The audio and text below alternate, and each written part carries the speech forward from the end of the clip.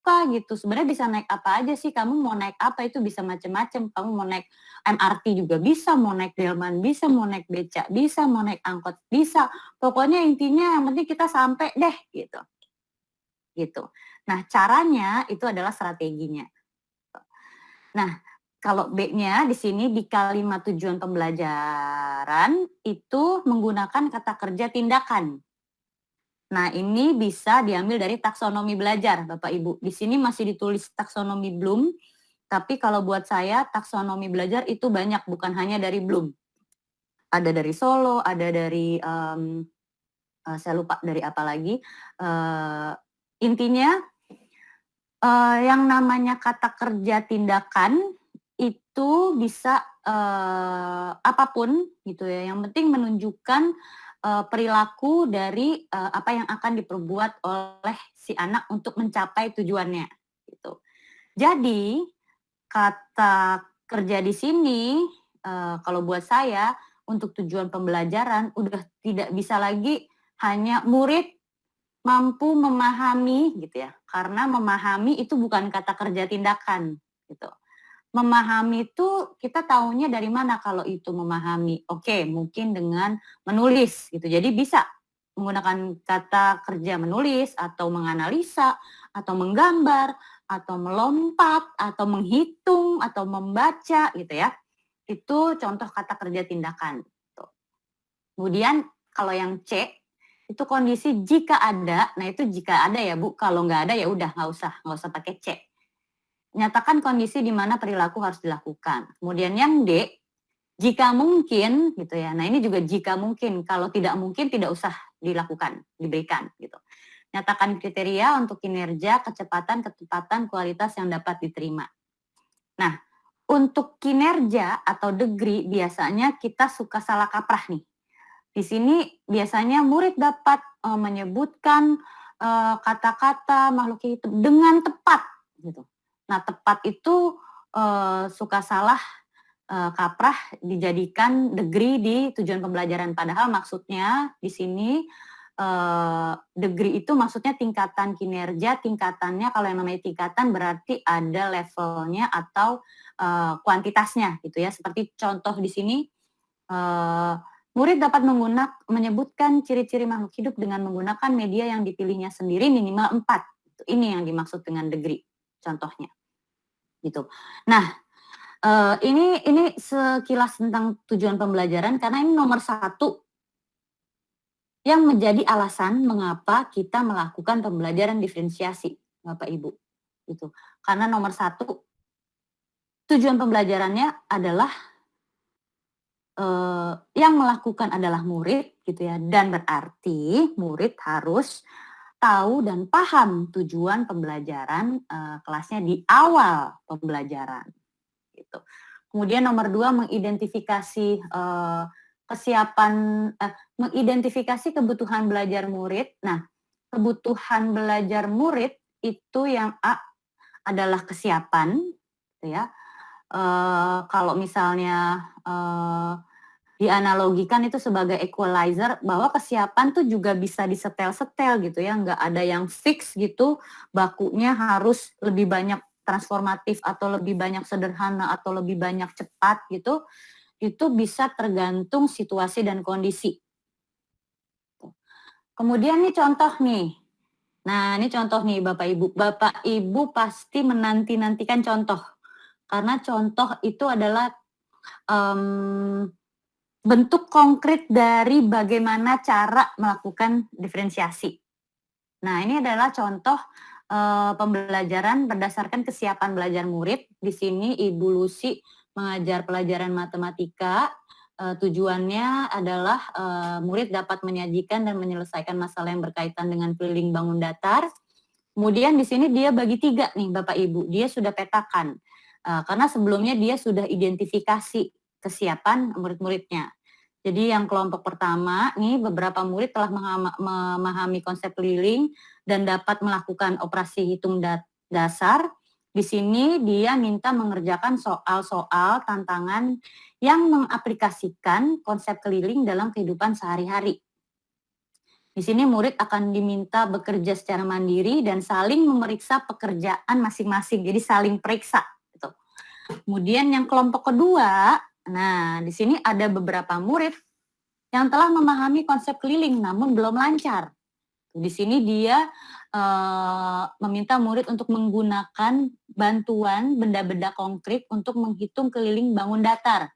Misalnya pakai lidi atau sedotan gitu ya, kemudian menerapkan strategi 3 before me.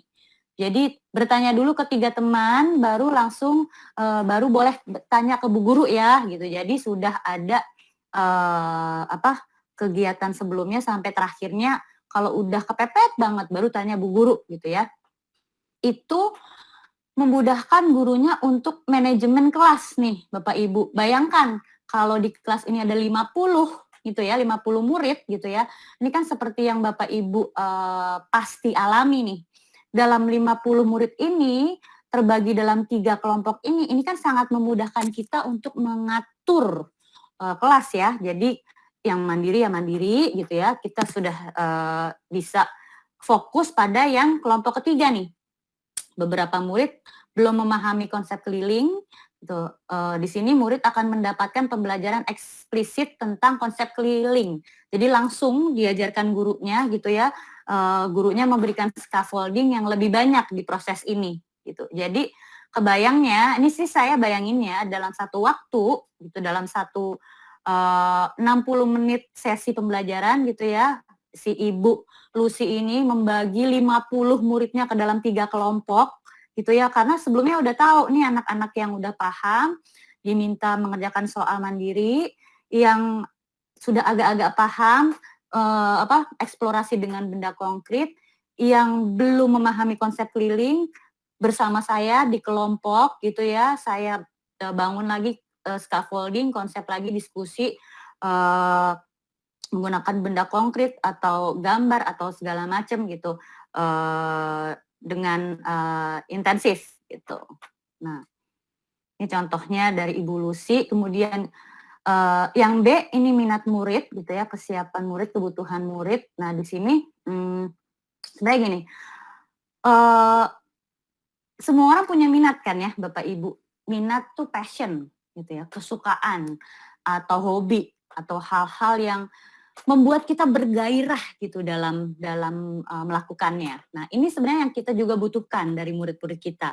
Kita pengennya kan murid-murid kita tuh bergairah ketika melakukan kegiatan yang kita berikan gitu ya. Jadi yang bisa dilakukan gitu ya ketika Bapak Ibu sudah tahu nih anak ini sukanya ini, anak ini sukanya ini. Nah, dicocokkan gitu ya dengan tujuan pembelajarannya gitu. Kemudian dihubungkan kira-kira bisa ngapain ya untuk mencapai tujuan pembelajaran itu, kemudian dijembatani gitu ya, dibuat nih jalan-jalannya, bisa jadi jembatannya juga banyak gitu karena berbeda-beda ya. Nah ini memungkinkan tumbuhnya motivasi murid untuk belajar gitu. Nah ini contoh-contoh minat dari bukunya Tomlinson. Minat tuh bisa seni, bisa literatur, teknologi, bisnis, musik, jalan-jalan gitu ya. Itu kan semua hal-hal yang membuat kita bergairah gitu ketika melakukan sesuatu. Kalau misalnya saya tanyain Bapak Ibu gitu, minat Bapak Ibu apa sih gitu. Pasti Bapak Ibu akan dengan senang hati berbagi gitu, oh saya suka sekali traveling ini. Begitu juga dengan murid-murid gitu ya. Sini juga minat berkaitan dengan moda ekspresi yang sukanya berbicara atau lisan, tertulis, artistik, rancang, abstrak, ide-ide. Oke, nah ini contoh nih Bapak Ibu. Nah ini silakan dilihat contohnya. Ini contoh pembelajaran diferensiasi apabila melihat dari minatnya murid. Jadi si Ibu Zainab nih punya berapa tuh muridnya Ibu Zainab kalau di total tuh? Kayaknya 20. 20 ya? 20. Dikit ya, Bu Zainab muridnya dikit nih. Nah, muridnya Ibu Zainab ada 8 orang murid yang menyukai olahraga, ada 6 yang suka sains, ada 4 yang suka prakarya, ada 2 yang senang masak. Tapi dia guru bahasa Indonesia. Dia mau tujuannya anak murid-murid bisa membuat teks prosedur. Nah, Di sini, setelah Bu Zainab mendiskusikan, tentang apa itu dan bagaimana membuat tulisan prosedur, Ibu Zainab meminta muridnya berlatih. Nah, berlatih nih, untuk membuat sendiri tulisan berbentuk prosedur tersebut, tuh. Di sini setiap murid diperbolehkan untuk menulis dengan topik sesuai dengan minat mereka. Jadi, untuk anak yang suka masak, bikin tulisan prosedurnya misalnya dengan prosedur memasak nasi goreng gitu. Terus ada yang, membuat tulisan prosedur membuat bunga dari sedotan gitu, yang senang prakarya gitu. Nah, ini contohnya Bapak Ibu. Oke. Nah, berikutnya adalah, profil belajar murid, tuh. Profil belajar murid, bagaimana murid itu belajar, gimana sih mereka atau latar belakangnya mereka gitu ya, dari lingkungan tuh, kalau mereka tuh belajar itu nyamannya seperti apa, misalnya suhu, dia nyamannya, dingin kah, gitu, kalau kepanasan dia jadi nggak fokus kah, itu kan profil, belajar ya, itu termasuk dengan, kebutuhan gitu. Atau tingkat aktivitas atau, kebisingan, jumlah cahaya, kemudian budaya gitu. Nah, budayanya tuh, murid tuh nyamannya yang santai kah, atau yang terstruktur kah, atau pendiam kah, atau ekspresif kah, personal, impersonal gitu ya. Kemudian gaya belajar, dia visual kah, auditory, kinestetik gitu ya. Multiple intelligence, kecerdasan majemuk gitu. Nah, contohnya saya deh Bapak Ibu, saya itu kan juga masih belajar ya walaupun sudah, tidak di sekolah gitu. Saya paham bahwa gaya belajar saya itu visual. Saya itu, senang kalau belajarnya saya bisa lihat sesuatu yang menarik di mata saya gitu. Kalau saya melihat di layar itu cuma angka-angka, simbol-simbol, teks gitu, saya akan tidak tertarik gitu. Apalagi anak-anak gitu ya, saya aja yang dewasa begitu. Jadi bayangkan, ini adalah hal-hal penting yang perlu kita perhatikan, tuh. Nah, ini contoh memetakan kebutuhan belajar murid berdasarkan profil belajar Bapak Ibu. Ini contoh dari Pak Herman, yang akan mengajar pelajaran IPA. Ada yang guru IPA di sini? Ini, Pak Herman. Wah, itu udah ada satu, cuma satu nih kayaknya temennya Pak Herman. Oke, di sini Pak Herman, sudah melakukan identifikasi gitu, jadi dia sudah paham bahwa murid-muridnya tuh ada yang pembelajar visual, ada yang auditori, ada yang kinestetik. Nah, di sini, Pak Herman memutuskan untuk melakukan beberapa hal berikut ini. Jadi, di rangkaian pembelajarannya, dari beberapa kali kegiatannya, Pak Herman menggunakan banyak gambar atau alat bantu visual saat menjelaskan gitu ya, ya infografis, ya poster gitu ya, iya video gitu ya. Nah itu dia, juga di sini bilang menyediakan video yang dilengkapi penjelasan lisan yang dapat diakses oleh murid gitu. Jadi, untuk, kebutuhan murid yang, auditori gitu ya, jadi juga bisa dengerin gitu apa yang dibilang di gambar gitu ya, kalau gambar aja kan nggak ada suaranya ya. Nah, ini juga kalau buat, TK atau prasekolah misalnya di sini juga bisa, belajar dengan lagu, ya kan anak-anak tuh senang sekali belajar dengan lagu dan itu memenuhi kebutuhan, pembelajar auditori Bapak Ibu. Kemudian Pak Herman juga membuat beberapa sudut belajar gitu ya, area-area atau pojok belajar gitu ya, dengan display-display yang ditempel di tempat berbeda gitu, untuk memberikan kesempatan murid bergerak. Jadi dari sentra ini ke sentra yang itu ke sentra yang berikutnya gitu ya. Kemudian, jadi anak-anak bisa bergerak untuk mengakses informasi, gitu. Nah, itu belajarnya tuh, itu prosesnya tuh, Bapak Ibu. Ketika memberikan tugas, Pak Herman boleh memperbolehkan murid-muridnya memilih cara mendemonstrasikan pemahaman mereka tentang habitat makhluk hidup. Nah, ini kan lagi belajar sainsnya tentang habitat makhluk hidup. Jadi, di sini tugasnya murid boleh menunjukkan pemahaman dalam bentuk gambar, gitu ya, atau rekaman wawancara, gitu, ataupun performance atau role play atau simulasi gitu ya. Nah, kira-kira seperti ini contohnya, Bapak Ibu, apabila memetakan kebutuhan belajar murid berdasarkan profil belajar dan juga kegiatan pembelajaran diferensiasinya. Nah, pertanyaan nih, gimana nih teknis mengidentifikasi kebutuhan belajar murid gitu ya? Pasti Bapak Ibu pertanyaannya tuh gini, kalau teknis khususnya itu tidak ada, tapi strategi mengidentifikasinya itu bisa dengan begini Bapak Ibu. Jadi Bapak Ibu bisa membaca dulu rapot-rapot sebelumnya gitu ya, rapot-rapot murid Bapak Ibu sebelumnya gitu kan jadi tahu nih, oh mana yang siap secara akademis, siapa yang bisa ditingkatkan lebih lanjut gitu ya. Kemudian berbicara dengan guru sebelumnya, ya kan? Jadi bisa diskusi lebih lanjut nih, ini ya rapotnya waktu itu kenapa dia nilainya begini ya? Ini mana sih portfolionya anaknya, mana LKS-LKS-nya boleh dong saya lihat gitu. Nah, kemudian berikutnya bisa dengan mengidentifikasi pengetahuan awal gitu ya. Kan kita perlu tahu anak-anak ini pemahamannya sekarang apa sih tentang sesuatu hal yang menurut saya baru gitu ya buat mereka gitu ya. Mengidentifikasi pengetahuan awal itu bisa sesederhana dengan menanyakan apa yang kamu ketahui tentang. Misalnya gini, Bapak Ibu pengen tahu gitu apa yang mereka ketahui sih tentang ekosistem gitu ya. Mungkin itu hal baru gitu, tapi untuk mengidentifikasi, untuk kita mengetahui bisa sesederhana dengan bertanya, "Apa yang kamu ketahui tentang ekosistem?" gitu ya. Kemudian nah, untuk mendokumentasikannya jadi juga perlu tidak hanya dengan verbal gitu ya, dengan tanya jawab, itu bisa dilakukan dengan menulis di Post-it note, jawabannya, kemudian ditempel, kemudian dijadikan poster kelas gitu ya, atau menggunakan tools-tools seperti KWL gitu ya, gitu.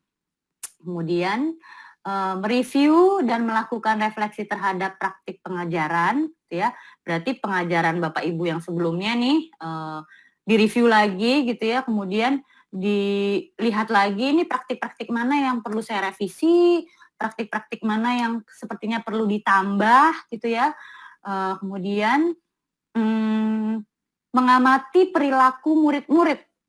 Nah, ini sebenarnya sesederhana ketika murid-murid sedang berdiskusi, sedang bermain, sedang ngobrol dengan teman-temannya gitu ya, kita amati gitu. Jadi kita tahu mereka minatnya apa sih, mereka kebutuhannya apa sih gitu ya. Dan ini semua ini sebenarnya juga bisa menggunakan berbagai penilaian formatif dan diagnostik Bapak Ibu. Jadi kalau misalnya yang dimaksud dengan assessment diagnostik, semua kegiatan tadi itu juga bisa menjadi kegiatan assessment diagnostik Bapak Ibu. Jadi sebenarnya yang namanya assessment diagnostik itu juga tidak harus pretest atau kuis gitu ya. Bisa juga dengan mengamati perilaku, gitu. Bisa juga dengan sesederhana bertanya apa yang kamu tahu tentang sesuatu gitu ya, bisa dengan berbicara dengan guru atau murid sebelumnya gitu ya. Selain juga bisa melakukan assessment formal seperti ya pretest atau kuis lisan atau wawancara, survei seperti yang Pak Denli Pritania sebutkan di sini. Terima kasih Pak. Saya bukan Bapak Ibu. Bapak Ibu ternyata Bu Denli, maaf Bu. Oke. Nah, yang berikutnya adalah lingkungan belajar yang mengundang untuk belajar dan manajemen kelas efektif. Nah, dari semua itu ada beberapa hal yang perlu dipertimbangkan Bapak Ibu. Ini, yang pertama adalah tentunya tujuan pembelajaran. Nah, berarti kalau selama ini Bapak Ibu kan pasti banyak tuh KI atau KD gitu ya. Ini semua itu harus jelas di awal gitu ya. Jadi harus jelas di awal sebagai langkah awal. Nah, harus jelas untuk siapa? Harus jelas untuk kita, tentunya kita sendiri perlu paham dong tujuan pembelajarannya itu apa maksudnya gitu dan juga buat murid. Tuh, jadi murid juga harus jelas tujuan pembelajarannya di awal gitu. Nah, tujuan pembelajaran ini gunanya ya untuk merencanakan apa yang hendak dipelajari. Jadi kita mau belajar ini ya anak-anak hari ini gitu. Nah, itu murid juga harus jelas di awal.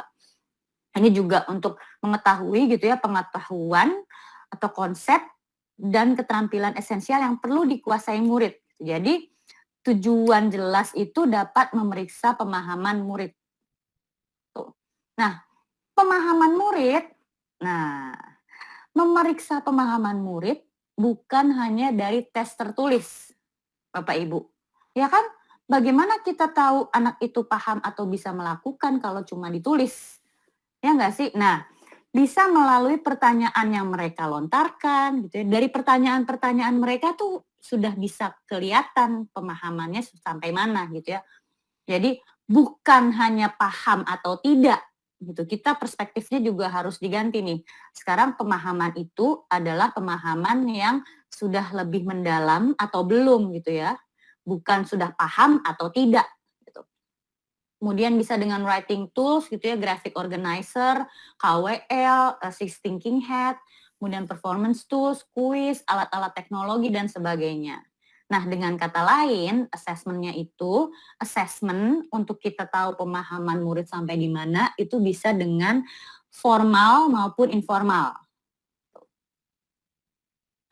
Nah, ini yang berikutnya, keterlibatan murid, bahwa assessment formatif ini harusnya bertujuan untuk meningkatkan keterlibatan siswa dalam belajar, gitu ya. Jadi harusnya penilaian formatif itu meningkatkan keterlibatan siswa dalam belajar, Bapak Ibu. Bukan cuma untuk tahu ini murid ini paham atau tidak, malah bukan itu gitu ya. Karena pemahaman itu lebih dalam atau lebih jauh atau lebih bermakna gitu ya, bukan paham atau tidak lagi di sini kita perspektifnya. Nah, di sini penilaian formatif itu bisa penilaian formatif adalah aktivitas-aktivitas yang Bapak Ibu lakukan gitu ya selama berjalan mencapai tujuan gitu, yang seharusnya aktivitas-aktivitas itu bisa jadi aktivitas yang membuat Bapak Ibu untuk bisa mengamati murid gitu kan, untuk bisa mendengar percakapannya, untuk bisa melakukan apa ya, perubahan pada pembelajaran dan instruksi gitu ya, dan tujuannya meningkatkan keterlibatan siswa. Nah, di sini juga pertimbangannya adalah dapatkan informasi dari hal-hal yang sudah dilakukan gitu ya, terutama penilaian formatif. Jadi semua assessment formatif itu Bapak Ibu gunakan informasinya gitu ya, untuk merencanakan pembelajaran selanjutnya. Jadi yang namanya pembelajaran perencanaan gitu ya, sebenarnya sebaiknya juga dilakukan untuk 1 semester tapi cuma kerangkanya, karena pembelajaran berikutnya kan kita taunya dari formative assessment nih Bapak Ibu. Jadi di sini temukan kesalahan atau miskonsepsi individu atau keseluruhan murid gitu ya. Bantu siswa yang harus dibantu, tantang siswa yang perlu ditantang. Gitu. Nah, ketika tahu dan kenal siswa, guru bisa merencanakan pengajaran individu, kelompok kecil, dan seluruh kelas. Ini kunci untuk diferensiasi. Itu Bapak Ibu. Jadi kalau ada pertanyaan, yang mana dulu nih? Bikin RPP atau memetakan siswa dulu atau mengidentifikasi kebutuhan siswa dulu gitu. Berarti jawabannya yang mana Bapak Ibu? Mana yang duluan? Membuat RPP dulu atau mengidentifikasikan kebutuhan murid dulu? Mengidentifikasikan. Iya. Identifikasi dulu, Bu. Terima kasih, setuju. Sudah paham ya? Oke, nah strateginya, caranya gitu ya. Jadi nanti kalau ada yang bertanya bagaimana dulu, Bu. Ya, terima kasih Bu Devi. Kalau ada yang bertanya bagaimana cara menerapkan diferensiasi pembelajaran dalam kelas, ini jawabannya. Ini jawabannya Bapak Ibu. Dengan cara mendiferensiasi konten, membedakan proses, dan membedakan produk. Kalau konten tuh maksudnya apa? Maksudnya kalau konten kan berarti materinya ya. konsep-konsepnya, keterampilan yang perlu dipelajari. Itu berarti yang dibedakan bukannya anak ini dapat konten habitat, tapi yang anak ini dapat kontennya adaptasi, mungkin juga bukan begitu, tapi kontennya tetap sama, tapi yang dibedakan adalah pengorganisasiannya atau format penyampaiannya gitu ya, sama kontennya semuanya tentang habitat, tapi ada yang dengan video, ada yang dengan bacaan, ada yang dengan membuat dioram, ada yang dengan diorama mungkin gitu, ada yang disimulasikan oleh guru, seperti itu gitu. Nah kalau proses, maksudnya apa nih pembedaan proses gitu ya? Berarti kegiatannya yang memungkinkan murid berlatih dan memahami konten gitu. Jadi membedakan proses yang harus dijalani oleh murid. Jadi kalau misalnya di sini untuk latihan gitu ya, kalau selama ini kita proses supaya untuk latihan tuh anak ya remedial aja terus, ngerjain soal aja terus. Iya, berarti kalau diferensiasi itu harus berbeda. Nggak cuma latihan atau remedial aja gitu ngerjain soal terus ya, nggak semuanya sama gitu. Berarti harus berbeda nih latihannya. Ada yang harus dilafalkan mungkin, ada yang harus diperagakan gitu ya. Kemudian ada yang harus dibagi kelompok dengan diskusi, ada yang pembagian kelompoknya pun berdasarkan berdua-berdua mungkin, atau kelompok kecil dengan peran dalam kelompok yang ada perannya masing-masing gitu. Nah itu juga salah satu pertanyaan yang sering ditanyakan nih oleh CGP. Gimana kita membagi kelompok sih, Miss Vima? Apakah harus heterogen, ataukah harus homogen, ataukah harus bagaimana gitu, supaya untuk membedakan.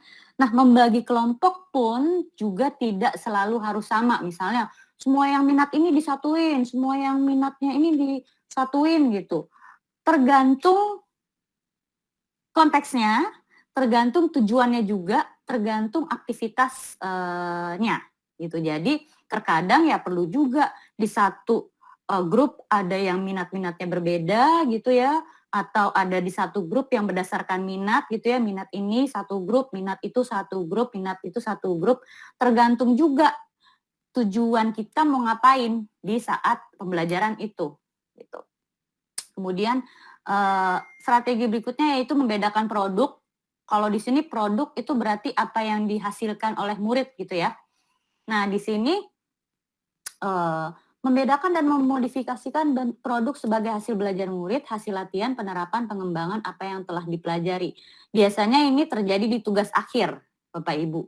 Jadi seperti tadi contohnya Pak Herman kalau nggak salah, yang produk akhirnya murid-muridnya itu setelah mereka belajar semua itu gitu ya, setelah mereka paham dan mereka mendemonstrasikan pemahamannya, ada yang boleh dengan video gitu, berarti produknya video gitu, anaknya bikin video. Ada yang dengan presentasi, anaknya bikin presentasi berarti.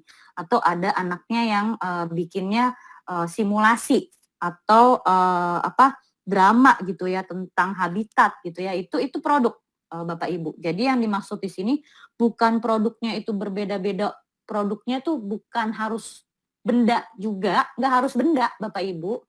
Tapi produk itu adalah sesuatu yang dihasilkan oleh murid sebagai bukti bahwa dia bisa mendemonstrasikan pembelajarannya. Gitu, oke. Sampai di sini kalau ada pertanyaan langsung aja ditulis di chat ya Bapak Ibu, silahkan. Nah ini berbagai contoh metode atau teknik Bapak Ibu silahkan buka, ini saya akan berikan tautannya di chat.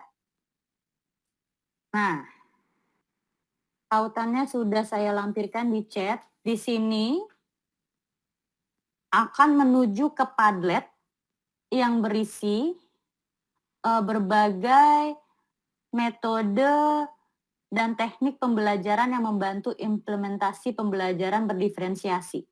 Nah, berarti nanti kalau Bapak Ibu punya pertanyaan, gimana ya caranya kalau gini, gimana ya caranya di sini, saya dan instruktur lainnya sudah mengumpulkan berbagai cara, berbagai metode gitu ya. Jadi Bapak Ibu bisa tinggal mencocokkan nih oh kayaknya cara ini bisa deh saya lakukan nih kalau saya mau aktivitas ini gitu. Ini saya tampilkan di layar Padletnya, gitu ya, dengan metode project based learning, dengan cubing, sneak peek.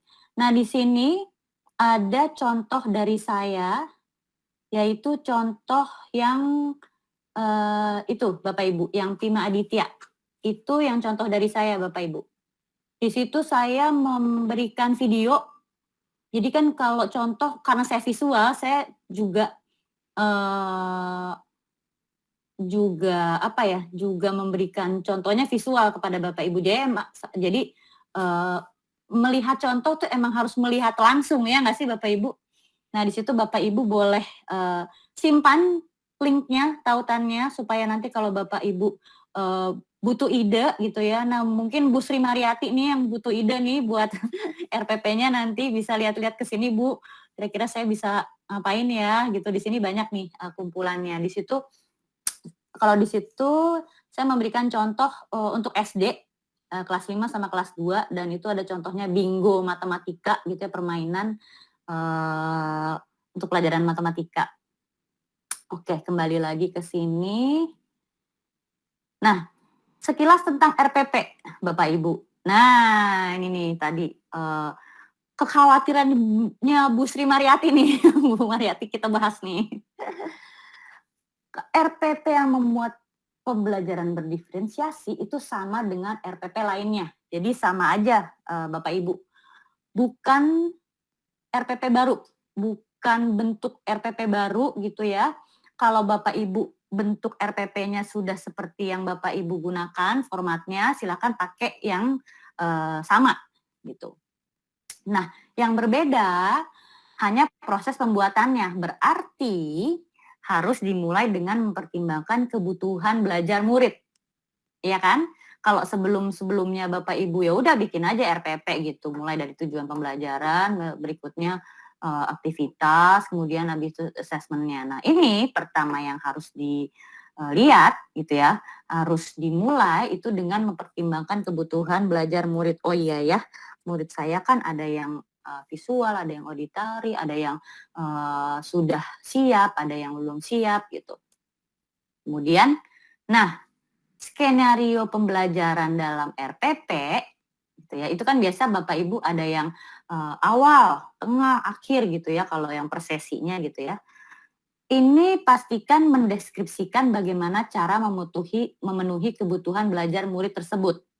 Jadi dijelaskan dengan melakukan ini murid-murid yang auditori dapat melihat gitu. Jadi jelas gitu. Oh, ini di RPP-nya jelas nih, yang auditori bisa nonton atau mendengarkan, yang kinestetik bisa loncat-loncat gitu. Itu perlu tertera, perlu jelas di RPP gitu. Nah, RPP yang memuat pembelajaran berdiferensiasi akan mendeskripsikan secara jelas apa yang ingin dicapai. Gitu. Nah, ini yang perlu diperhatikan Bapak Ibu. Pertama, tujuan pembelajarannya harus jelas. Yang perlu dilakukan berikutnya adalah assessment-nya dulu. Assessment-nya mau apa? Bapak Ibu mau mengukur keberhasilan tujuan pembelajaran ini dari mana? Baru setelah itu buat kegiatan pembelajarannya. Nah, jadi jangan buat tujuan pembelajarannya dulu, terus baru kegiatan pembelajarannya, terus di tengah-tengahnya bingung, ini asesmennya ngapain ya gitu. Nah, assessment harus ditentukan sebelum membuat kegiatan pembelajarannya. Jadi namanya disebut dengan backward design, Bapak Ibu. Jadi ketika sudah tahu tujuannya, Bapak Ibu tentukan juga tugas akhirnya, gitu ya, ujungnya, supaya dari tugas akhir itu kita bisa tarik mundur kegiatan apa saja atau formative assessment apa saja yang bisa dilakukan untuk mendukung summative assessment, untuk mendukung tugas akhirnya, gitu. Malah kalau belajar berbasis project, itu projectnya di akhir, formative assessment-nya adalah proses dia membuat projectnya tersebut. Gitu. Masih tentang RPP gitu ya. Oh enggak sama. Nah, ini berikutnya contoh-contoh skenario, Bapak Ibu. Ini saya juga akan lampirkan di chat, silahkan. Sudah saya lampirkan di chat, dan ini isinya adalah berbagai contoh bagaimana memetakan atau identifikasi belajar berdasarkan minat, gitu ya. Ini yang tadi contohnya Pak Herman, kemudian di sini contoh pelaksanaan pembelajaran moda daring, gitu ya. Jadi diharapkan ini nanti menjawab semua pertanyaan Bapak Ibu nih, tentang bagaimana caranya kalau online, bagaimana caranya kalau muridnya banyak. Nah, di sini nanti Bapak Ibu bisa lihat-lihat sendiri gitu ya, contoh-contohnya, skenarionya gitu ya, nih kegiatan inti, kegiatan 2, kegiatan awal, ini lengkap di sini. Di sini lengkap sekali diceritakan gitu bagaimana pembelajaran diferensiasinya gitu ya, dideskripsikan di sini gitu. Tapi sekali lagi Bapak Ibu, bukan berarti RPP-nya Bapak Ibu harus selengkap ini juga, nggak harus gitu juga Bapak Ibu. Jadi yang penting jelas ini diferensiasinya ngapain dan kebutuhannya apa gitu. Untuk mengakomodir kebutuhan apa. Misalnya nih ya, misalnya yang ini kegiatan intinya ini think, write, share gitu. Berikan murid instruksi dan waktu untuk menuliskan, kemudian minta beberapa murid membagikan apa yang mereka tulis, berikan apresiasi dan seterusnya. Nah, di sini penjelasan pembelajaran elemen diferensiasinya ada di bagian paling bawah nih. Gitu. Dan di atasnya kan kalau dilihat secara implisit itu nggak kelihatan ya nih diferensiasinya di mana. Nah, ini dijelaskan di sini gitu. Nah, idealnya ketika Bapak Ibu melakukan tugas di LMS, idealnya sih maunya seperti ini ya Bu, lengkap gitu, ada penjelasannya mengapa ini diferensiasinya begitu gitu. Jadi supaya yang baca gitu ya, asesornya atau fasilitator itu jelas, nggak perlu nanya-nanya lagi ke Bapak Ibu, ini maksudnya apa sih, ini maksudnya apa sih gitu. Sudah jelas ada di situ semua dengan detail gitu. Oke, kita lanjut nih Bapak Ibu ke yang berikutnya, yaitu penilaian berkelanjutan. Assessment yang berkelanjutan. Ini ilustrasinya komik ini satir ya Bapak Ibu, agak-agak menyindir kita nih sepertinya nih. Oke, ini Pak Nixon Hutapea Bu, izin bisa di-share contoh-contoh RPP-nya Bu. Itu sudah saya share tautannya Pak Nixon di sebelumnya. Oke, saya share lagi ya, mungkin tadi Bapak belum masuk. Ini contoh RPP, yang contoh skenario yang ini tadi yang sebelumnya metode, contoh metode, silakan disimpan ya, Bapak Ibu, dipindahkan, di copy paste di mana gitu, dicatat di notes digital Bapak Ibu, silakan. Nah, ini kalau Bapak Ibu lihat komiknya gitu ya, di sini dia bilang, aku sudah ajari anjingku bersiul gitu. Terus temennya bilang, aku tidak dengar dia bersiul. Temennya gini, aku bilang, aku sudah ajari dia, aku tidak bilang dia udah bisa bersiul gitu ya. Nah, ini kalau saya lihat komik ini, saya jujur agak tertohok gitu ya, agak tersindir karena gini, kita mungkin mikirnya saya udah ajarin kok, itu saya udah ajarin bener gitu ya. Tapi ternyata nggak kelihatan gitu, nggak kelihatan kalau dia udah belajar itu, nggak kelihatan kalau dia udah bisa melakukan gitu ya. Nah, ini hubungannya dengan assessment Bapak Ibu, bahwa gini, 4 pertanyaan besar yang perlu kita tanyakan ke diri sendiri ketika membuat perencanaan assessment dan pembelajaran gitu. Apa sih yang kita harapkan murid belajar tuh gitu ya. Jadi ini juga saya selalu bertanya ini di diskusi ketika saya membimbing guru-guru saya untuk melakukan rencana pembelajaran gitu ya. Kalau pas kita planning bareng gitu ya, terus bahas nih, kan banyak tuh KI, KD gitu kayak bererot banyak banget gitu. Saya buka dengan diskusi ini, pertanyaan ini. Kita tuh sebenarnya mau ngajarin apa sih ke anak-anak ini gitu. Nah itu, oh mau ngajarin ini Miss, misalnya apa, berhitung, apa sih perkalian, pembagian gitu. Perkalian pembagiannya tuh sampai mana, terus dengan cara apa gitu. Nah ini yang perlu kita tanyakan. Kemudian yang berikutnya, bagaimana kita tahu bahwa murid telah belajar? Nah, kita tahu dari mana nih nanti kalau murid udah belajar ini, kita tahu dari mana kalau mereka paham? Gitu. Nah, ini juga satu hal yang harus menjadi pemikiran kita gitu ya. Oh, dengan tes tulis gitu misalnya. Bagaimana kita tahu dengan tes tulis itu dia paham? Gitu. Kemudian pertanyaan berikutnya, nah, bagaimana kita merespon murid yang belum paham? Gitu ya. Nanti kalau murid-murid yang belum paham nih mau kita apain nih? Apa yang kita akan lakukan dengan mereka gitu ya. Kemudian pertanyaan berikutnya, bagaimana kita merespon murid-murid yang sudah paham? Untuk yang sudah paham terus diapain nih? Apakah kita kasih lagi worksheet lagi gitu tambahan atau soal yang lebih banyak? Itu kan bukan begitu juga gitu ya. Kalau begitu ya berarti ya nanti anaknya jadi lambatin aja gitu ngerjain soalnya karena dia tahu gurunya akan ngasih aku lagi soal nih gitu. Padahal sebenarnya bukan itu yang ingin kita tuju gitu ya. Oke. Nah, lebih jauh lagi tentang penilaian ya, bahwa assessment itu sebenarnya artinya adalah assedere Bapak Ibu, yang artinya duduk bersamaan atau bersebelahan. Jadi ini merupakan sesuatu yang kita lakukan bersama dan untuk murid. Bukan sesuatu yang kita lakukan kepada murid atau terhadap murid gitu ya.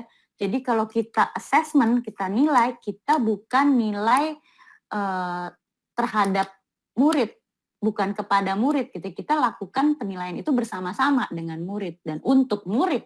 Penilaian itu semuanya untuk murid, bukan buat Diknas, bukan buat orang tuanya, bukan juga buat kita. Jadi kalau kita mau assess murid, kita juga nggak bisa lagi mikirnya gini, aku soalnya pengen tahu nih murid-muridnya sudah sampai mana. Bukan itu tujuan assessment. Tujuan assessment harusnya buat, aku pengen buat kegiatan yang supaya gimana caranya anak-anak gitu bisa meningkat pemahamannya. Jadi perspektifnya dengan dan untuk murid. Assessment as learning and for learning gitu ya. Bukan off learning. Nah, lebih jauh lagi dengan penilaian gitu ya.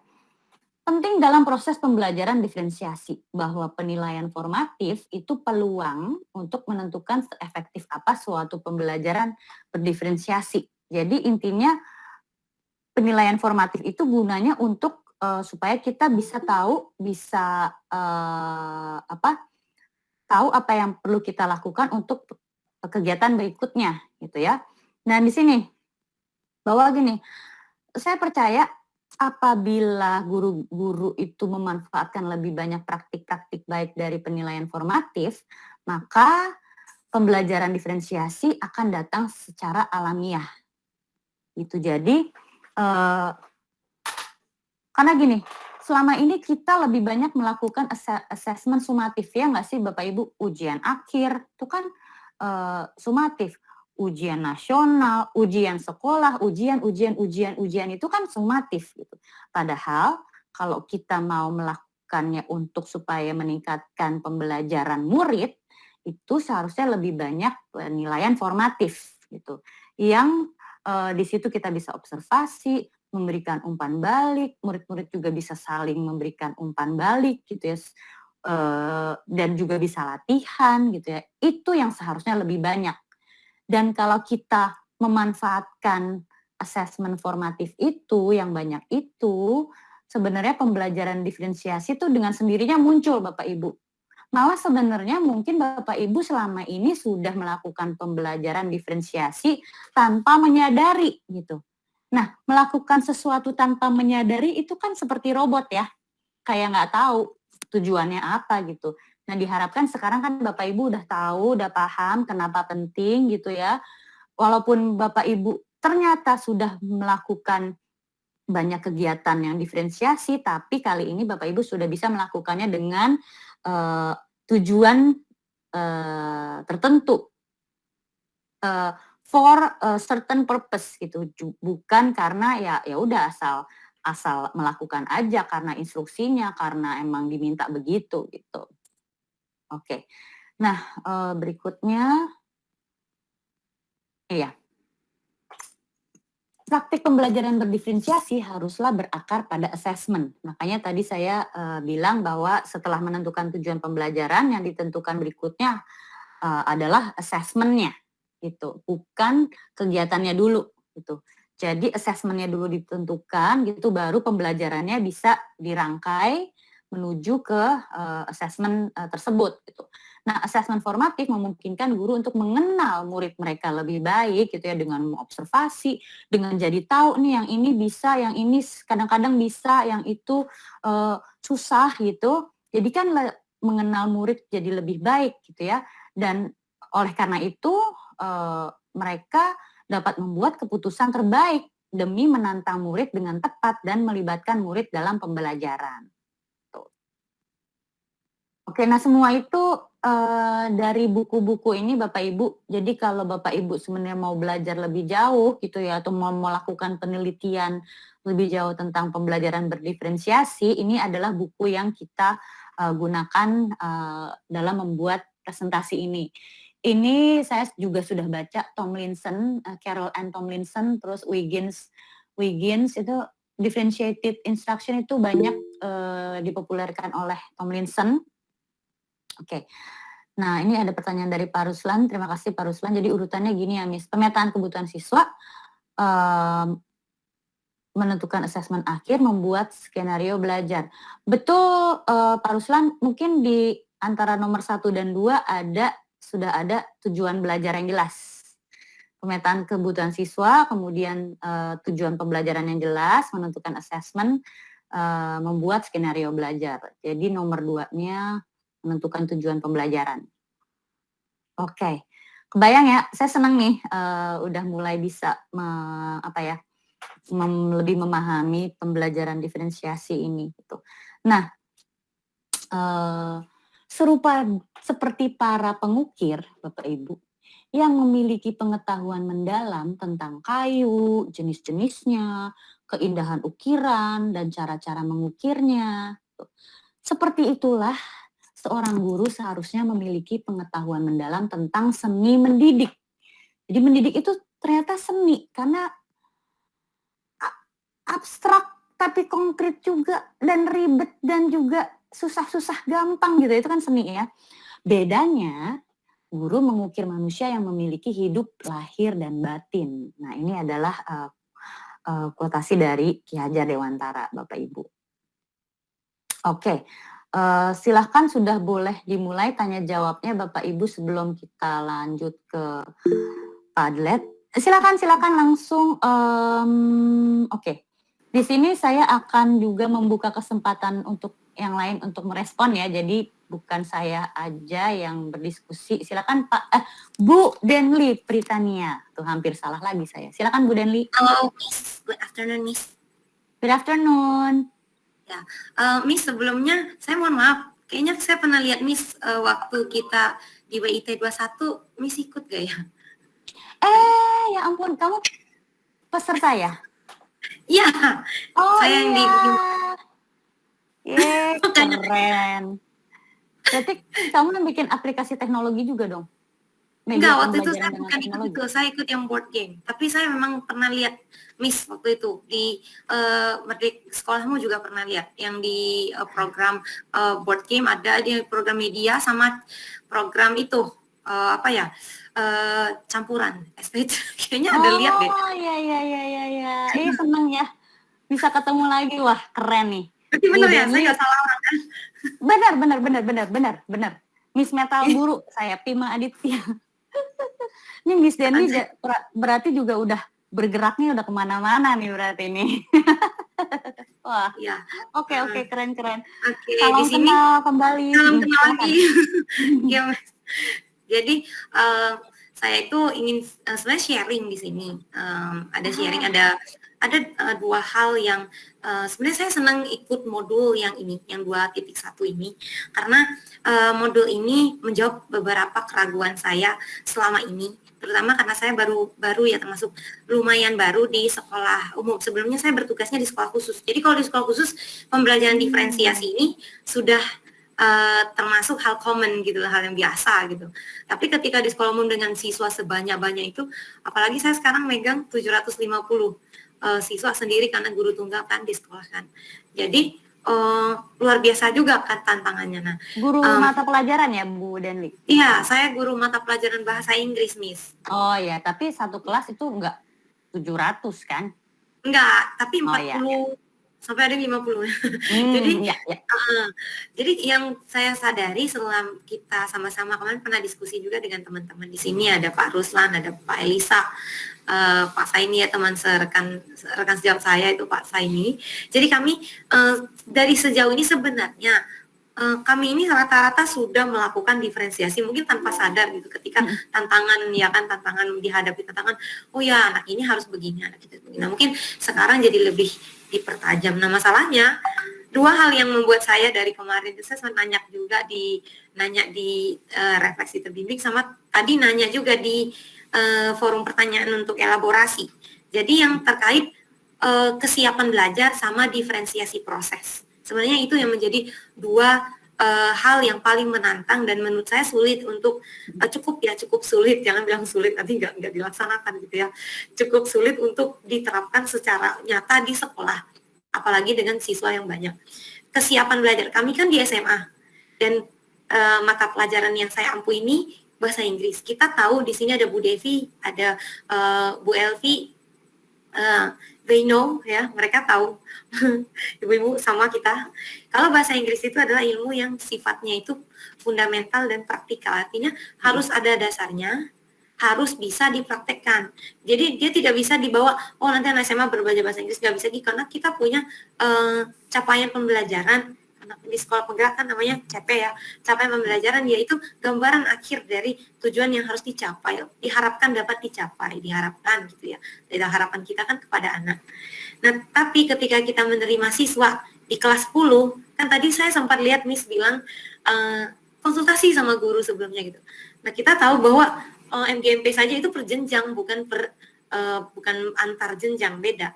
Jadi untuk komunikasi, contoh murid Bu Elvi dari SMP masuk ke tempat kami dengan muridnya Mister ini masuk ke sekolah kami, itu kemampuannya berbeda. Nah, menurut saya nggak cukup kita hanya diagnostik gitu, nggak cukup hanya komunikasi dengan guru.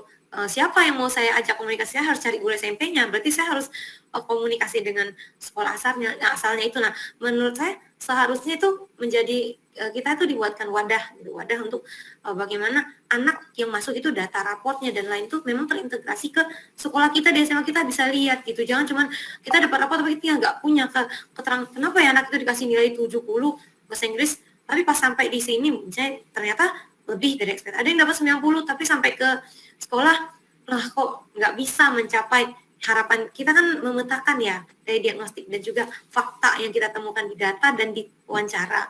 Itu satu. Makanya saya menganggap bahwa readiness itu ragam readiness yang harus kami hadapi, apalagi di bahasa. Saya pernah ditegur gini, guru bahasa Inggris kok ngajarnya pakai bahasa Indonesia, misalnya kayak gitu ya, kan sering juga kan dibilang kayak begitu. Nah, kita pakai bahasa pengantar ini, kita mikirkan ada anak kita yang ternyata tidak bisa paham, daripada anak saya nggak paham, saya pakai bahasa Indonesia lah, campur bahasa Inggris. Ada anak yang, Miss kita pakai bahasa Inggris aja Miss, biar kami bisa praktek juga. Jadi di dalam kelas yang memang apakah itu berarti sekolah juga harus pemetaan kelas? Kalau sekolah pemetaan kelas nanti dibilangnya terjadi pengelompokan anak yang pintar sama anak pintar, itu nggak boleh. Jadi serba salah gitu loh Miss. Terus proses, kita punya target pencapaian. Bukan, maksudnya saya paham kalau tujuan pembelajaran itu bukan untuk dikejar, tapi untuk dicapai. Nah, kita kan prosesnya berbeda-beda, setiap anak beda prosesnya gitu ya. Berarti nanti ada anak yang lebih lambat, mungkin ini sudah sampai ke sini, ini masih belum. Kita harus cari cara prosesnya supaya bisa terkejar lah dia gitu kan. Jadi kembali lagi ke energi kita kan nggak dewa juga yang overpower gitu, bisa segalanya gitu kan. Jadi itu sebenarnya cukup menantang. Kemudian yang terakhir itu adalah hasil akhir yang kita dapat dari lulusan kita.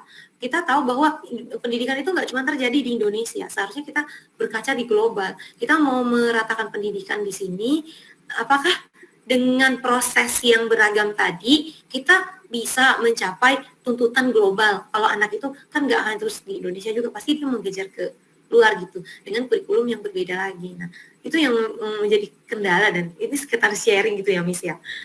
Itu sih dari kemarin ingin tanya, tapi mungkin nyari kawan dulu untuk diskusi. Terima kasih Bapak Ibu. Terima kasih Bu Denli. Menarik ya. Dan sebenarnya saya percaya itu juga tidak terjadi hanya kepada Bu Denli, itu terjadi kepada kita semua dan mata pelajaran lainnya gitu. Iya nggak sih Bapak Ibu?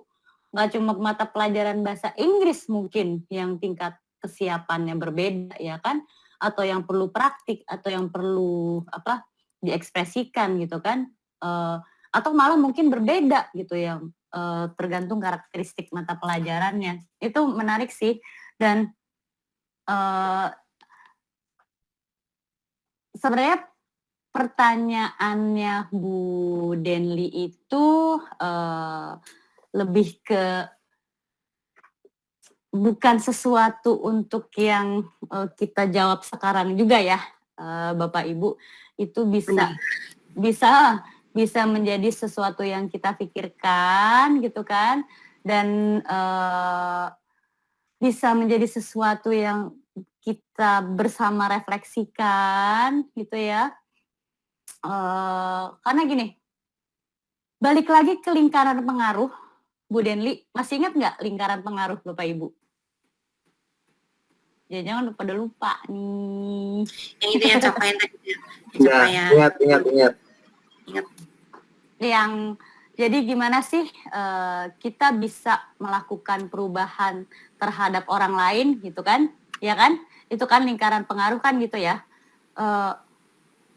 Seperti tadi Bu Denli bertanya, gimana kalau pendidikan di Indonesia gitu kan? Kita kan pendidikan juga nggak cuma, kita kan juga global gitu ya. Nah, itu apa sih yang kita bisa pengaruhi dari semua itu gitu ya? Karena gini, kalau kita mikirnya di luar lingkaran pengaruh dulu itu pasti benar Bu Denli akan capek, benar capek. Kalau Bu Denli bilang tadi capek, benar. Tapi kalau kita melihat nih, kita bisa bawa pengaruh apa sih di semua ini? Apa yang kita bisa lakukan dulu terhadap diri kita dulu deh gitu ya. Gitu. Kemudian yang kita sebarluaskan ke murid-murid kita dulu deh gitu ya, secara dekat gitu ya. Jadi gak usah jauh-jauh mikirin yang nanti kata orang apa, atau di kelas ini apa gitu, apa gurunya yang lain gimana gitu. Jadi pikirkan, kita fokus aja dulu gitu sama murid-murid kita dulu, sama diri kita dulu, sama kelas kita dulu gitu ya. Niscaya sebenarnya nantinya solusinya itu akan muncul dengan sendiri sih, Bu Denli dan Bapak Ibu. Jadi masalah-masalah yang tadi Bu Denli pikirkan gitu ya, kayaknya masalahnya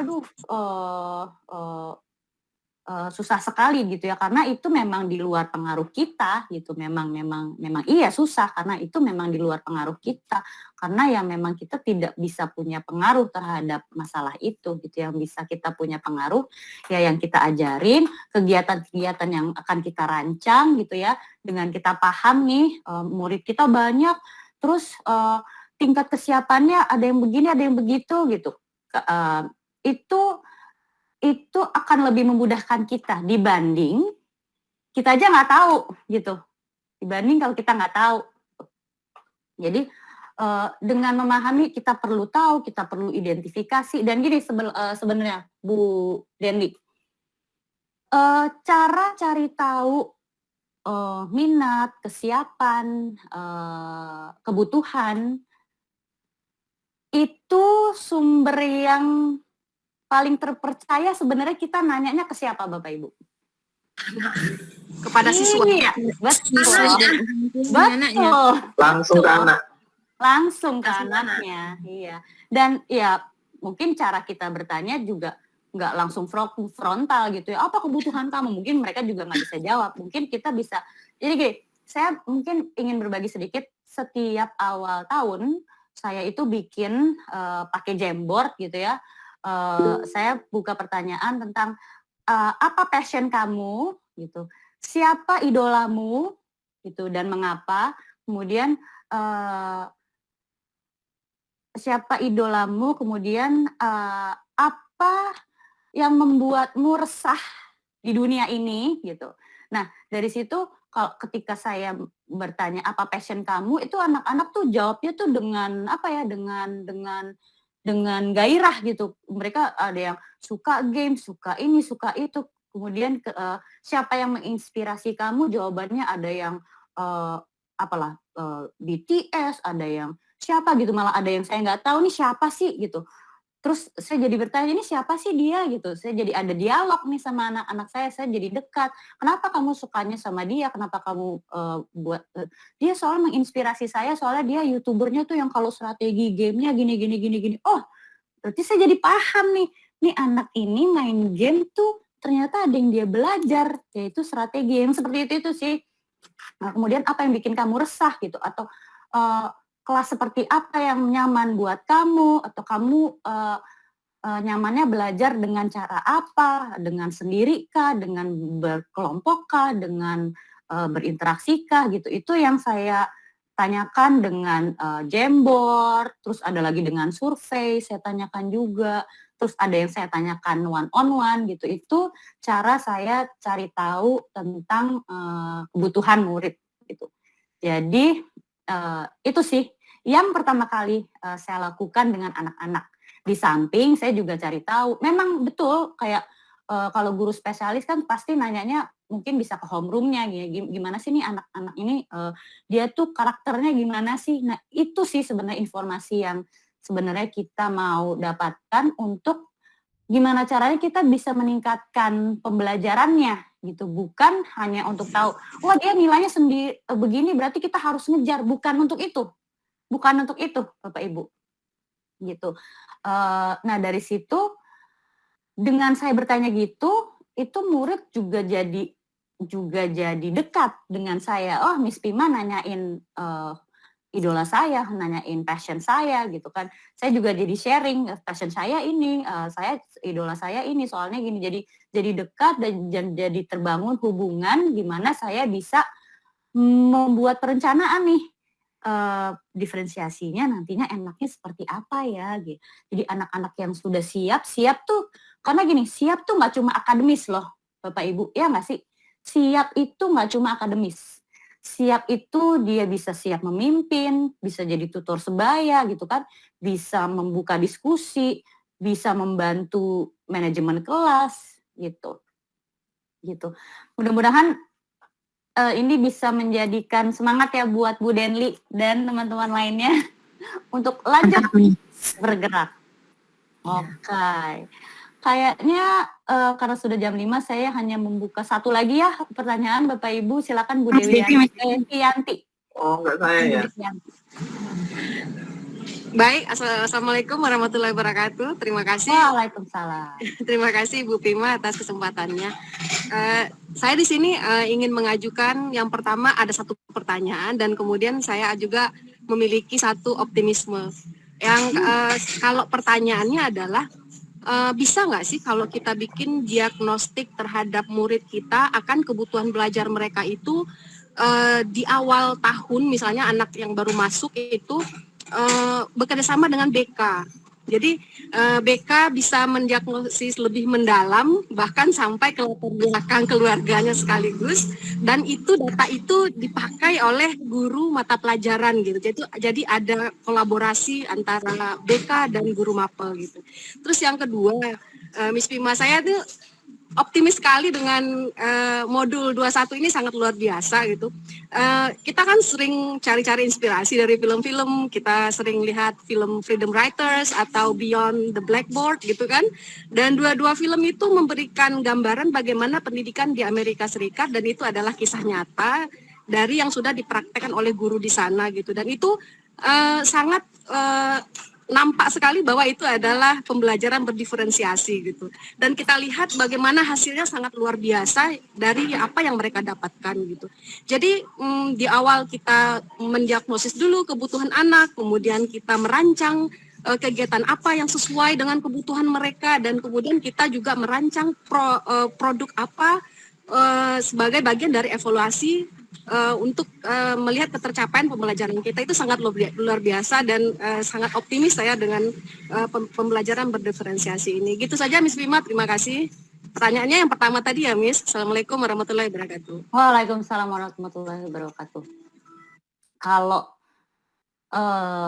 jadi gini Bapak Ibu, kurikulum merdeka itu kalau ada pertanyaan bisa nggak ya, jawabannya itu pasti bisa. Itu Bapak Ibu, bisa nggak ya? Bisa. Apapun itu bisa. Yang namanya penggerak, apapun itu bisa. Jadi bisa banget Bu Devi dilakukan di awal, tentunya bisa. Dilakukan bekerja sama dengan guru BK, itu pasti juga bisa. Namun yang perlu dipertimbangkan, jangan lupa, assessment itu untuk siapa? Kalau Bu Devi tadi bilang, untuk guru mapel, supaya bisa, oke. Berarti mungkin kewajiban saya untuk mengembalikan lagi bahwa assessment itu untuk murid loh, gitu. Jangan lupa assessment ini untuk murid, gitu. Jadi sebisa mungkin assessment yang dilakukan itu dilakukan untuk murid. Maksudnya apa Miss dilakukan untuk murid? Nah ini tujuannya untuk meningkatkan apa dari murid, gitu. Jadi perspektifnya perlu dikembalikan lagi. Tapi kalau pertanyaannya bisa atau enggak, bisa. Bu Devi, ingat gak di film Freedom Writers yang pas dia minta berdiri di garis, ya kan? Iya benar, ingat. Luar biasa itu Miss. Itu maksud saya, kayak gitu tadi yang saya ceritain. Jadi pertanyaan, ya kan itu kan membangun, itu kan assessment diagnostik juga, tapi nggak formal, tapi juga bertanya apa sih yang kalian tinggal di mana, ya kan? Kalian ikut geng, siapa yang ikut geng gitu? Iya. Miss bisa aja, itu kan nggak boleh sekolah ikut geng gitu. Oh iya, my bad gitu. Itu aku ingat sekali, dan itu film itu selalu aku jadikan film di training guru aku juga Miss Devi. Iya menarik ya. Senang aku punya temen yang ini nonton juga film yang sama. Oke. Iya deh Pak Ruslan, satu lagi boleh silahkan. Mau juga Miss. Boleh. Baik. Ya, boleh Bu Ranta Dewi silakan. Baik, assalamualaikum warahmatullahi wabarakatuh. Bu Ranta Dewi Pak. Oh saya Miss. Baik. Iya, Pak Ruslan, mohon maaf tadi. Baik. Izin Miss, ini yang ingin saya tanyakan terkait dengan yang RPP tadi. Jadi kalau kita perhatikan di dalam, saya masih bingung nih untuk RPP-nya. Jadi RPP itu kita katakanlah dalam satu semester itu, katakanlah ada 5 KD. Nah, kalau di dalam yang sekolah penggerak yang dibahas itu kan kita tidak mengejar target untuk 5 KD itu tersampaikan, tetapi kan ketercapaiannya, capaian pembelajarannya.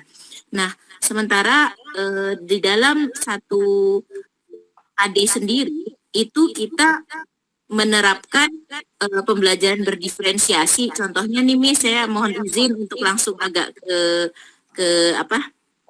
to the point. Contohnya saya di SMK itu pembelajaran praktek dalam menghasilkan suatu produk. Jadi dalam satu kompetensi dasarnya, dalam satu KD katakanlah anak itu mampu menggunakan peralatan tangan, contoh aplikatifnya ya Miss ya, mampu menggunakan alat tangan sehingga mampu menghasilkan suatu produk. Nah, jumlah siswanya katakanlah ada 50 siswa dalam satu kelas, berarti dalam satu hari itu 50 siswa itu harus dibagi aktivitasnya. Ini saya berbicara untuk keterampilannya, skillnya. Nah, itu saya bagi itu Miss, dari 50 siswa itu pada pertemuan hari itu saya bagi menjadi 3 kelompok. Ada yang harus memenuhi kompetensi pengukurannya, karena kan dia berjenjang. Nanti pertemuan ini mereka fokus untuk ke pengukurannya. Ada kelompok keduanya mereka fokus langsung menggunakan alat tangannya. Ya, ada yang fokus untuk langsung merangkainya seperti itu kan, Miss. Nah, jadi satu. Tetapi karena dalam kondisi di tengah pandemi seperti ini, di mana dalam penjadwalan itu nanti ada kelompok yang nanti dia itu bisa sampai selesai, ada yang belum. Nah, ini berkaitan juga terkait dengan ketercapaian tadi. Dalam satu semester harusnya ada 5 kompetensi dasar, ternyata dengan penerapan yang berdiferensiasi tadi membutuhkan waktu agak ada penambahan sedikit, sehingga terjedalah, sehingga menjadi katakanlah hanya dalam durasi 6 bulan itu hanya ada 3. Nah, bagaimana jika seandainya itu sudah di penghujung? Jadi pemerataan ketercapaian dari setiap siswa itu kan berbeda-beda. Nah, sementara tadi yang dikatakan sama Miss Denli, kita akan melanjutkan nih si siswa ini estafeta pendidikan mereka ke jenjang berikutnya. Nah, bagaimana itu Miss keseragaman di ending di akhirnya gitu? Itu per individu, apakah itu tidak menjadi masalah kemudiannya atau seperti apa? Kemudian yang keduanya, ketika tidak berurutan gitu, karena kita dituntut untuk katakanlah praktikumnya lebih banyak, ya dominasi praktikumnya lebih banyak, itu tidak berurutan gitu Miss, dalam satu misalnya kan ada tahapan-tahapannya. Pengukurannya dulu, baru mereka bisa pengenalan penggunaan alatnya, baru menghasilkan satu produk. Katakanlah ada tiga tahapan. Jadi kelompok yang kita dalam pembagian kelompok itu, ada yang kelompok A itu dia belajar yang ketiganya dulu, langsung diterapkan gitu. Yang ada yang kelompok keduanya belajar yang step kedua, ada yang kelompok satunya lagi belajar yang pertama. Nggak mesti dia harus berurutan. Apakah itu juga masih boleh masuk ke dalam lingkaran pembelajaran berdiferensiasi? Sementara itu dulu ada Ratna, aku mau tanya dulu Bu Ratna. Iya. Kenapa harus dibagi kelompok seperti itu? Karena keterbatasan dari sarana peralatan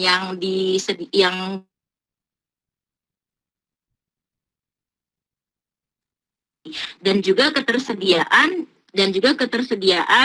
alat. Ketersediaan alat, dan ada 50 siswa, sehingga saya memiliki kendala tidak punya dalam satu kali praktek harus ada menyediakan 50, misalnya bor duduk gitu, ada 50, kita tidak memiliki itu. Dan untuk pengetahuannya di tengah pandemi ini saya menyampaikan secara online untuk pemuatan pembekalannya. Bu Ratna, apakah setiap murid harus punya satu peralatan? Harus menggunakan satu peralatan sendiri, atau satu peralatan sebenarnya bisa digunakan bersama di kelompok? Bisa digunakan bersama di kelompok secara bergantian, tapi dengan jumlah yang terbatas, sehingga saya mensiasatinya dengan membentuk per kelompok, jadi bertahap. Jadi kelompok ini menggunakan peralatan yang ini terlebih dahulu, jadi ketercapaian untuk di hari ini pada pertemuan yang ini adalah yang dicapai, baru kelompok yang lainnya ini. Jadi mereka rolling, jadi semuanya bisa tetap mendapatkan, tetapi dalam durasi waktu yang tidak pada waktu yang bersamaan secara keseluruhan oleh siswa dalam satu kelasnya, seperti itu. Oke. Itu apakah juga mungkin masuk? Aku kurang kebayang sih Bu Ratna Dewi, tapi aku sedikit bisa membayangkan ini dengan murid yang sekian banyak gitu ya, dan semuanya itu perlu praktek, padahal praktek itu sebenarnya ada tahapannya gitu ya yang harus dilakukan. Sebenarnya kan mungkin saya bisa relate-nya itu di beberapa tugas sekolah saya juga ada yang praktik. Saya membawahi mata pelajaran desain, guru-guru desain. Nah, sebenarnya gini, Ibu itu juga sebenarnya gini, sebenarnya Sebenarnya kalau tidak perlu dibagi jadi kelompok, itu juga tidak usah dijadikan kelompok, Bu Dewi.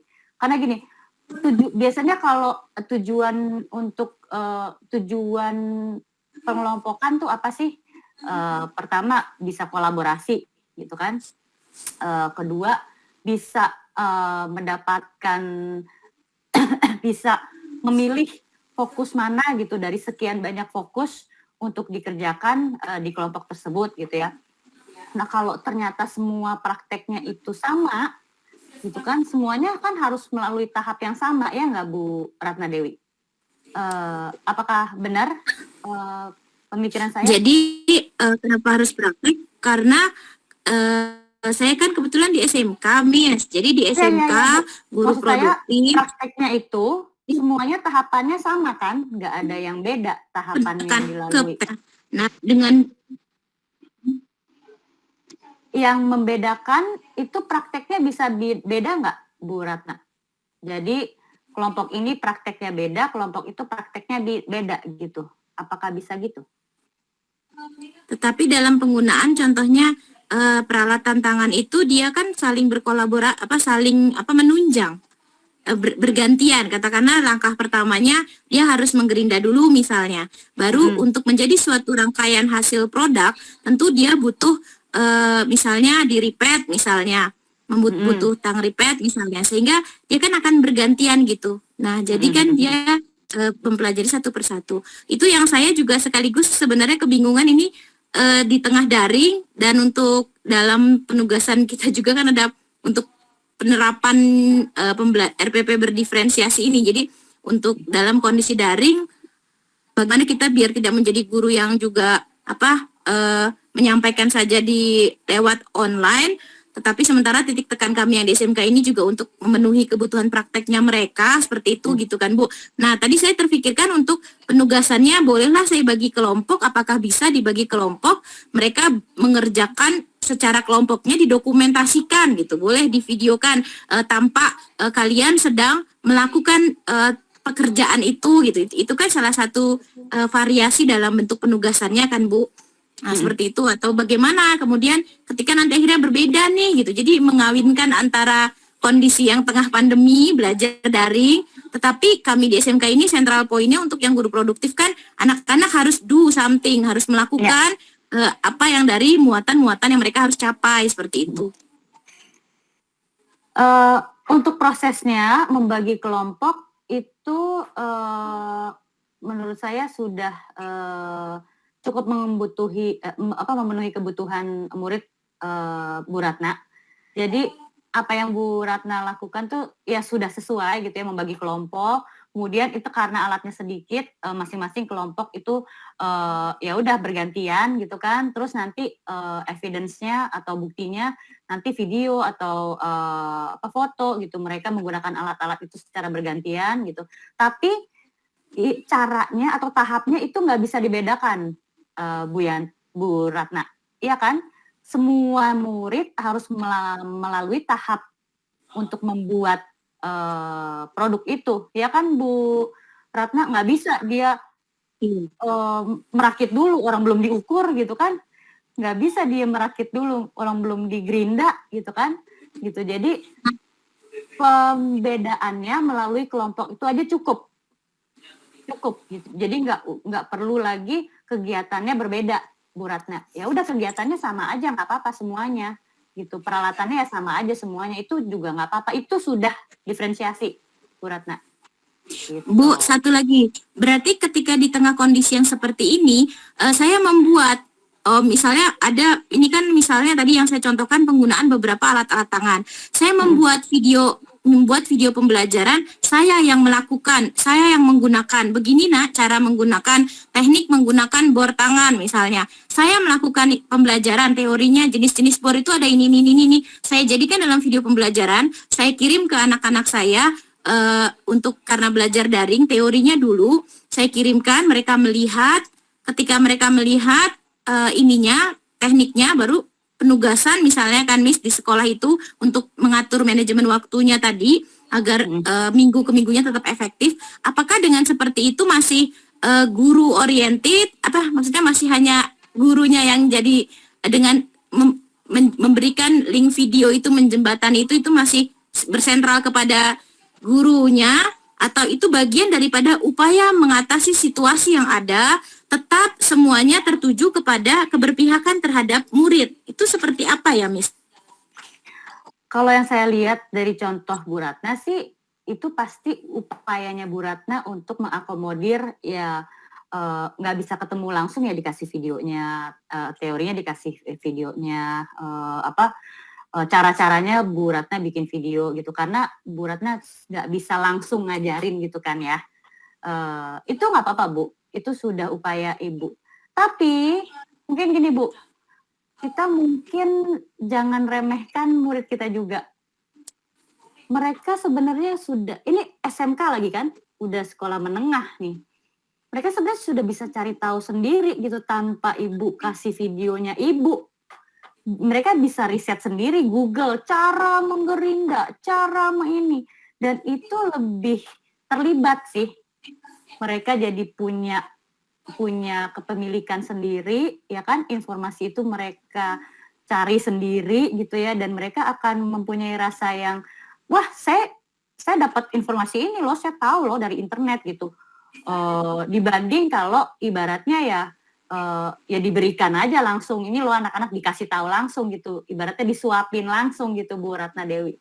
Tapi saya paham, apresiasi juga Bu Dewi, demi muridnya gitu kan, dibuatkan video, Ibu buat sendiri videonya, itu saya apresiasi sekali gitu. Tapi mungkin nantinya gitu ya, kalau bisa mengulangi lagi kegiatan ini, saya sih menyarankan anak-anak ini bisa ditantang untuk cari tahu informasi sendiri, nonton YouTube-nya gitu kan, banyak tuh sekarang YouTube DIY gitu yang sebenarnya Bu Ratna nggak harus repot-repot bikin sendiri juga, udah banyak nih di YouTube gitu kan. Kayak mungkin di TikTok tuh banyak banget loh Bu Ratna cara bikin ini itu, asli banyak banget.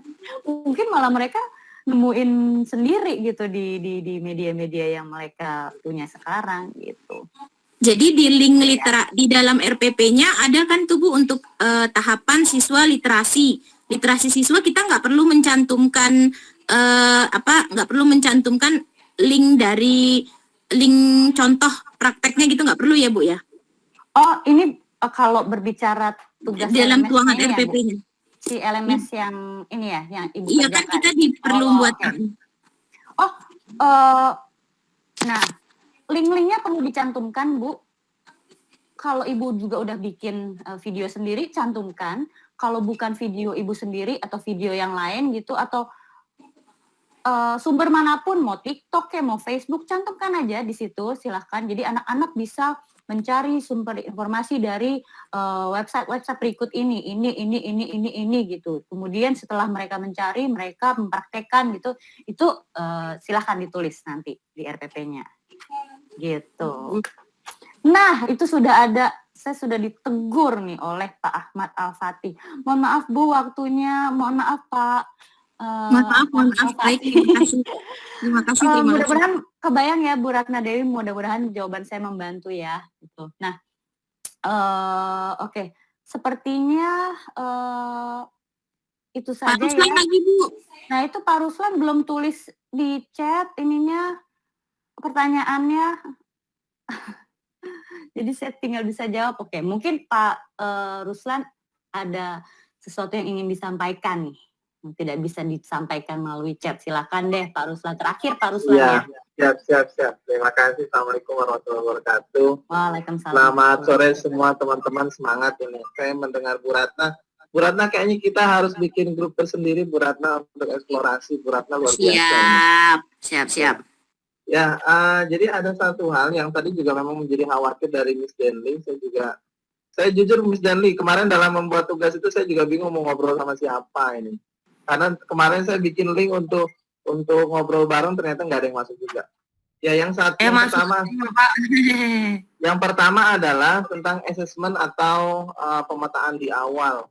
Tadi Miss Prima bilang karena kita merdeka, ya silakan Bapak Ibu tentukan sendiri gimana metode untuk untuk menentukan pemetaan itu. Cuman ketika misalnya kita diberikan kebebasan seperti itu menentukan pemetaan siswa, khawatirnya, ini khawatir lagi-lagi, dipertanyakan dasarnya apa pemetaan itu, instrumennya mana, berdasarkan, jadi kan harus ada dasar yang memang lagi-lagi kita sudah merdeka tapi kita pengen dibikin standar lagi gitu loh gitu. Jadi ini rancu, itu yang pertama. Terus yang kedua, ini juga pengalaman saya di sekolah di SMK tuh memang gini Bu, kami jujur swasta. Kalau swasta kalau dibikin sistem seleksi kayaknya kita nggak dapat siswa. Jadi artinya kita bikinnya itu adalah orang tua selalu bertanya, Pak apakah ada ujian atau tes masuk ke SMK? Ada Bu, tapi tesnya tidak menentukan anak itu lulus diterima atau tidak diterima. Kita hanya pemetaan minat dan bakat siswa saja. Tapi secara teknis di sekolah saya itu ada beberapa yang sebenarnya saya sudah melakukan diskusi juga. Mereka melakukan pemetaan hasil tes kognitifnya itu dijadikan sebagai pengelompokan kelas. Nah, ini uniknya seperti ini. Jadi, saya bilang ya seharusnya yang mungkin secara kognitif anak ini pinter, kita bikin rata aja di semua. Misalnya kalau dari 100 anak ternyata ada 30, nah kalau satu kelas 30 berarti 30 itu 10-10 lah. Jadi, yang pintar itu secara kognitif ada di setiap kelas perwakilan. Tapi alibinya yang dilakukan adalah, oh nggak bisa kayak gitu Pak Ruslan, kita kumpulkan aja anak yang pintar ini, yang ranking, kita bikin ranking. Jadi anak yang paling pintar secara kognitif, itu dibagi berdasarkan itu supaya meminimalisir tingkat masalah siswa.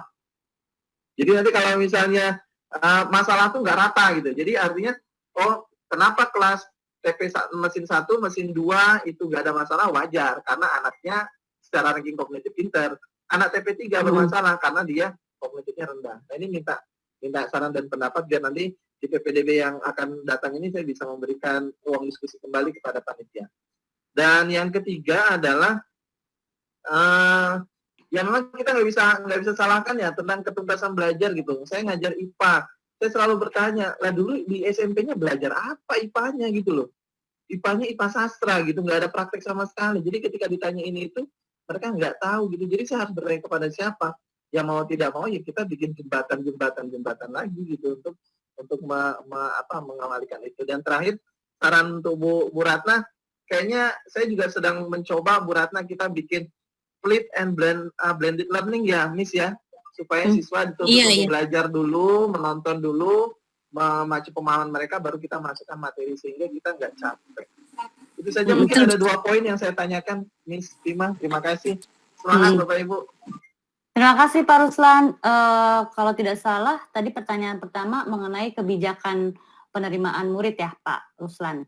Enggak, assessment yang apakah mau dimerdekakan, kita yang menentukan sendiri atau tetap kita harus cari acuan. Saya jujur Miss, saya kebetulan istri saya punya 2-3 buku dari Munif Hatib itu, saya sampai pelajari itu tentang sekolahnya manusia, gurunya manusia, itu saya pelajari itu. Karena saya masih blank untuk asesmen awal pemetaan kebutuhan siswa. Sebenarnya tadi pertanyaannya Pak Ruslan sudah Pak Ruslan jawab sendiri sih. Yang Pak Ruslan tanya. Boleh tentukan sendiri gitu ya. Yang Pak Ruslan tanya, gimana kita asesmen merdeka tapi kita sendiri mencari standar gitu. Itu kan sebenarnya pertanyaannya Pak Ruslan sendiri ya. Iya, betul. Balik lagi ya mungkin gini, pemikiran saya gini, saya ngelihatnya ini proses ya, yang namanya berubah, itu ya emang nggak gampang, nggak segampang ya udah balikin aja tangannya atau balikin aja koinnya, emang susah buat diri kita sendiri juga gitu. Kadang kita sebagai orang yang controlling gitu sebelumnya ya, yang apa-apa tuh kita harus ada kendalinya nih gitu.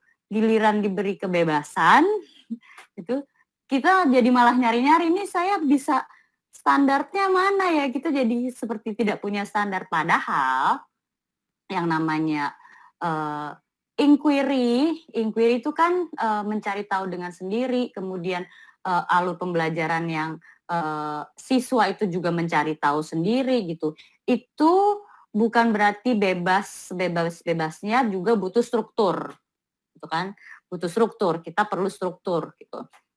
Jadi kalau dibilang assessment diagnostik ini jadi gimana sih, perlu ada,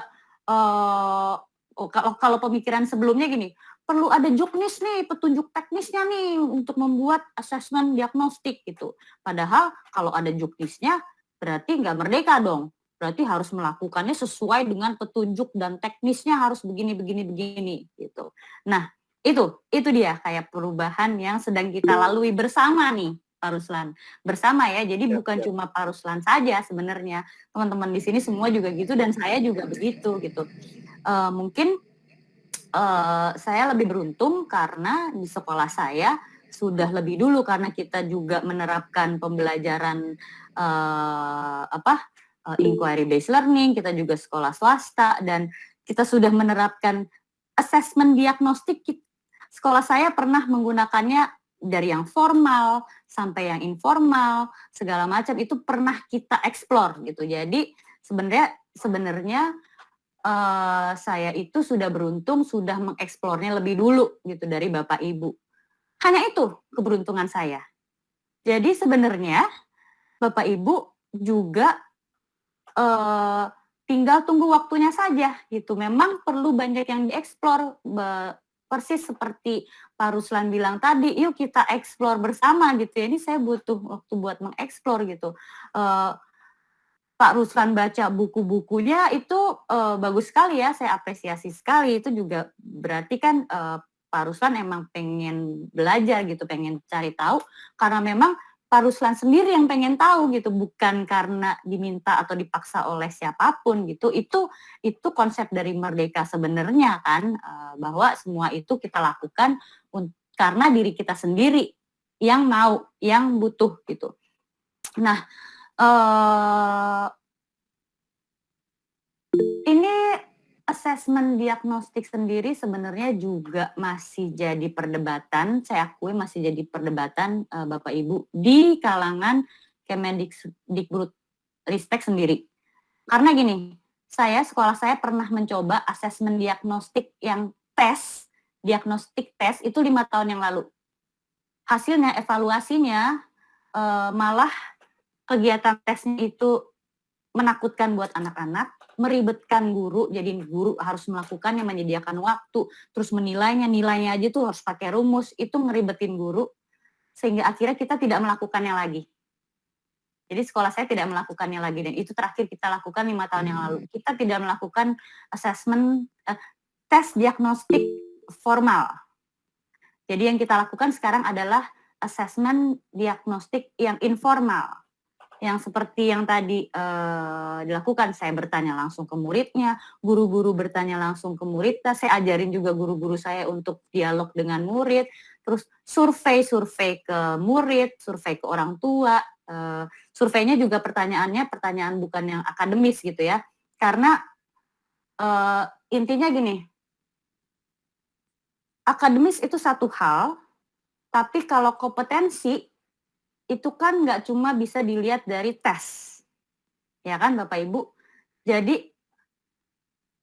nah untuk bisa membuat anak-anak ini punya kompetensi, jauh lagi di belakangnya, harus ada minat, harus terlibat, segala macam. Nah ini sekarang nih program ini kita dibawa dulu ke hal-hal yang dasar dulu nih, Pak Ruslan. Ke hal-hal yang dasar dulu, jadi kebutuhan muridnya, kodratnya gitu ya. Itu dulu yang mau kita fokuskan gitu. Jadi bukan hasil akademis gitu ya, tingkat apa sih, misalnya ranking atau apalah gitu, atau skor gitu ya.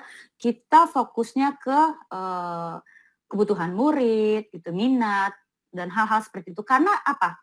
Karena yang kita tujuan besar kita adalah juga bukan akademis, iya nggak sih Bapak Ibu? Tujuan kita profil pelajar Pancasila. Balik lagi. Ya kan? Tujuan kita profil pelajar Pancasila, bukan nilai PISA mencapai 100% gitu, bukan gitu. Nah itu sih mungkin mudah-mudahan itu bisa menjawab keresahan gitu ya, mungkin menjawab pertanyaan belum, tapi bisa. Boleh menanggapi nggak, Miss? Boleh. Jadi silakan, boleh. bisa juga Pak Ruslan kalau ini sedikit berbagi. Yang saya lakukan itu yang pertama, saya menyebarkan angket ke anak-anak untuk mengetahui, salah satunya untuk mengetahui tipikal mereka, kecenderungan mereka, karena kecenderungan kita sebagai manusia ini kan umumnya ada 5 ya.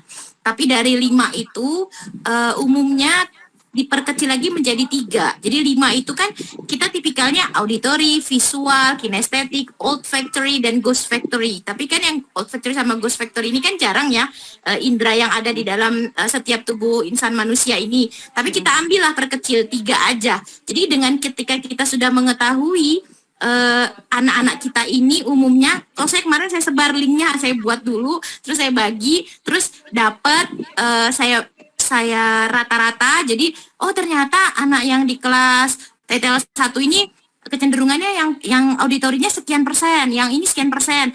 Jadi saya untuk membantu saya dalam memudahkan, jadi gaya belajar mereka ini kecenderungannya kemana sih? Jadi seperti apa sih? Setidaknya ketika kita mengenal insan ini, oh anak ini kuatnya di visual, maka cara saya menyampaikan kepada anak-anak yang visual ini pun saya bedakan dengan cara saya mencoba menyampaikan ke yang auditori. Saya pun mendalami itu Pak, tapi di pertama kali yang saya lakukan itu mengetahui gaya belajarnya tadi, itu yang ingin saya tanggapi yang pertama. Kemudian untuk yang kedua, izin terkait dengan tadi di kelas itu diklasifikasikan seolah ada kelas unggulan, ada kelas yang tidak unggulan. Kalau saya lebih menyarankan sebaiknya tidak diblok seperti itu agar lebih hidup dan agar lebih memudahkan, karena kalau di pelajaran praktik ini selalu mempunyai asisten, bukan asisten sih tapi tutor sebaya. Jadi saya langsung cari itu dari 50 anak paling tidak saya harus punya 5 itu untuk nanti membantu saya dalam menghidupkan kelas dan menghidupkan proses pembelajaran yang saya lakukan gitu. Mungkin itu sih Pak tambahannya. Miss, mohon maaf tanggapannya. Terima kasih. Terima kasih Bu Ratna. Kalau saya dengar tadi Pak Ruslan juga pasti pengennya begitu ya Pak ya. Resah karena hal itu ya. Maunya juga begitu. Saya juga nggak mau itu dikelompokkan seperti itu ya Pak Ruslan. Tapi itu kan sebenarnya balik lagi ke kebijakan sekolah berarti ya Pak Ruslan. Itu kebijakan, keputusan yang diambil oleh para pemimpinnya gitu ya. Nah, tapi akhirnya nanti saya mungkin akan mempertanyakan dalam artian hasil evaluasi yang kita lakukan setelah 3 tahun dengan pola pengelolaan seperti itu kayak gimana gitu, iya, efektif betul. apa enggak. Kalau memang hasilnya evaluasi yang tidak efektif ya kita sama ratakan saja gitu, yang berkeadilan itu. Betul. Di sekolah saya juga pernah begitu Pak Ruslan. Jadi kita pernah mengelompokkan murid berdasarkan gaya belajar. Dan itu segera kita evaluasi dan kemudian setelah evaluasi tidak kita lakukan lagi karena kita tahu ini nggak bisa nih kayak gitu, masa dikelompokkan berdasarkan gaya belajar gitu kan, kayak dan itu juga butuh masukan dari yang mempraktekkan, yang menjalankan ya kan, dari guru-gurunya, orang guru-gurunya yang jalanin. Jadi pasti sekolah butuh sekali tuh umpan balik dari Pak Ruslan. Jadi silahkan gitu ya, itu ditagih evaluasinya benar. Karena gini kan, balik lagi mungkin ya evaluasinya ini apakah untuk muridnya, apakah untuk memudahkan pihak sekolah atau guru gitu kan. Nah kalau itu yang kedua berarti harus direview lagi nih. Ini sebisa mungkin kan semuanya itu adalah untuk murid gitu ya. Oke, nah Bapak Ibu, terima kasih. Ini saya akan share lagi kegiatan terakhir yang harusnya kita lakukan segera nih. Nah, ini dia. Mohon untuk melakukan refleksi. Refleksinya mohon ditulis di Padlet berikut ini. Sebentar saya lampirkan. Nah, pring. Sudah ada di chat Bapak Ibu Padletnya. Silahkan sebutkan 2 hal konkret, jadi yang benar-benar Bapak dan Ibu akan lakukan gitu, yang benar-benar konkret, bukan cuma teori gitu ya. Untuk mulai menerapkan pembelajaran berdiferensiasi. Silahkan, saya akan buka Padletnya. Nah, saya akan share screen di Padletnya. Nah, di Padlet ini Bapak Ibu saya sudah lampirkan PPT-nya. Nah, slide presentasinya di sini Bapak Ibu dalam bentuk PDF. Jadi Bapak Ibu silahkan tinggal download saja gitu apabila ingin dipergunakan untuk dibagikan ke siapapun gitu sebagai guru penggerak. Oke. Maksudnya berbagi tuh bukan cuma di forward aja ya ke orang lain gitu, tapi disebarluaskan, diajarkan, diedukasi gitu ya, dijadikan inspirasi buat yang lain gitu. Silahkan. Apakah sudah ada yang masuk ke Padlet? Nggak ada tanda plusnya, Miss. Oh ya Sayang. ampun, sebentar. Itu kayaknya settingannya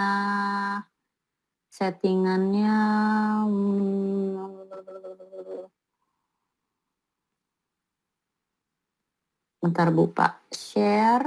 Oh ini dia, change privacy, public can write. Oke, save. Oke, mohon di refresh dulu Bapak Ibu tab-nya. Oke. Nah, sudah ada yang masuk nih. Sudah ada yang masuk, terlihat ikon-ikonnya di atas. Sambil mengisi refleksi, kita bolehkah Bapak Ibu untuk sambil foto bersama, Bapak Ibu? Nah, sekarang buka dulu kameranya. Rapih-rapihin dulu nih hijabnya, rambutnya mungkin. Atur posenya. Oke. Siapkah? Buka kameranya, saya tunggu. Nanti foto ini akan saya lampirkan juga di Padlet, jadi supaya Bapak Ibu juga punya fotonya. Oke, siap Bapak Ibu, saya mulai foto 1, 2, 3. Oke, sekali lagi ya Bapak Ibu. 1, 2, 3. Oke. Silakan melanjutkan untuk membuat refleksinya di Padlet Bapak Ibu. Dengan ini saya tutup kegiatan sesi kali ini dengan mengucapkan alhamdulillah dan semoga kita bisa bertemu lagi di kesempatan lainnya. Saya pamit dulu. Assalamualaikum warahmatullahi wabarakatuh. Modul 41. Oke, PDF-nya modul 41. Gimana, Pak?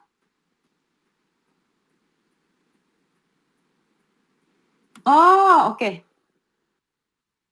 Saya salah attach ya. Oke, saya akan ganti ininya ya.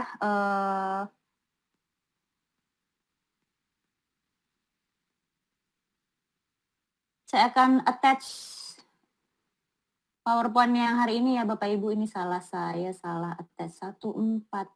Oh benar. Oh iya 14. Harusnya 21. Oke, sebentar saya edit dulu. Oke. Terima kasih Bapak Ibu, sampai jumpa di kesempatan berikutnya. Baik, terima kasih Bu Bima Marsaria. Kita akhiri meeting kali ini ya Bapak Ibu. Terima kasih semuanya. Terima kasih Bu. Terima kasih. Bye. Salam Terima kasih Bu. See you, Miss. Merdeka Belajar.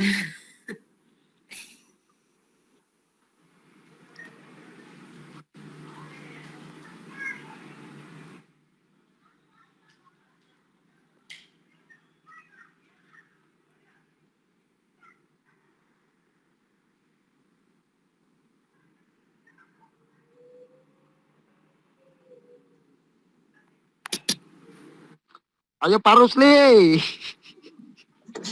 Hai Pak Rusli, cepatlah keluar tuh.